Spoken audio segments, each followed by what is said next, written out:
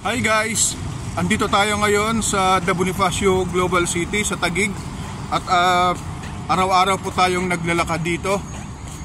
So marami pong mga nagjo-jogging dito guys, nagwo-walking dahil napaka-spacious po ng lugar. Yan guys oh. Maraming mga punong kahoy, mga buildings na para ka ring nasa abroad. Pero guys, sa BGC lang yan guys. Meron pang automatic guys oh, Sabini or automatic na basuran yan guys dito sa BGC. So ayan, tataas ang mga buildings. At maganda talaga dito pag walking at jogging. Pwede dito mag-walking at jogging guys. Napaka-presko yung hangin dito.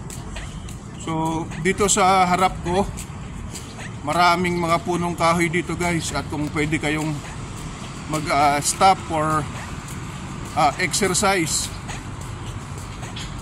pwede rin kayong magpahinga rito dahil may mga bench sila rito, may mga upuan sila rito guys. Ayan o, yan. Punong kahoy yan. Sa loob nyan, merong mga upuan na pwede kayong mag-relax after nyo po mag-jogging. Tara, diretso tayo sa paglalakad guys. At papasok na rin tayo sa trabaho.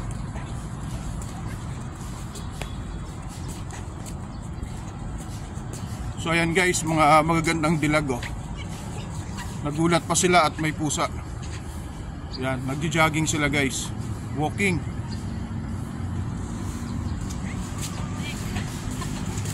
Nagulat ko sa pusa at yan.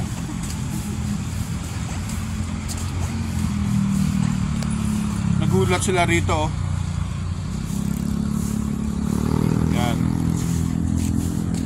Naghahanap buhay din yung mga pusa rito guys.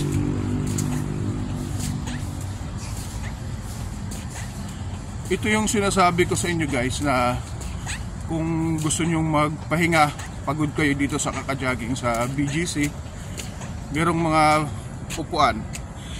Ayan. Ayan, mga upuan dito.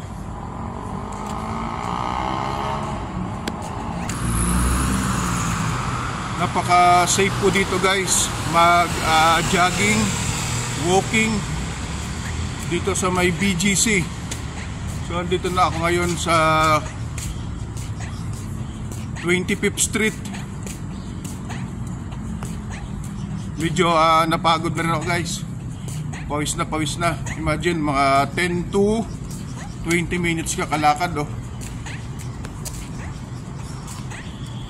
So ayun guys, malaki talaga ang tulong guys ng jogging or walking every day para po sa ating katawan. So stay safe and healthy guys. God bless everyone. God bless us all. Medyo pagod na. Ingat.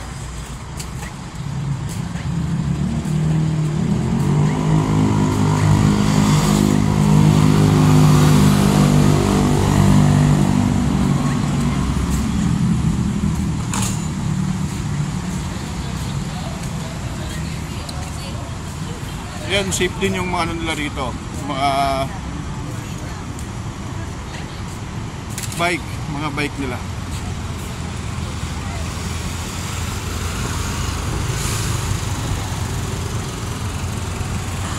Sa transportation naman guys, meron silang mga BGC bus. Yan sa likod. Yung mga may tumakbo, naka-red light pa nga tumakbo na. Sumunod tayo sa batas trapiko guys.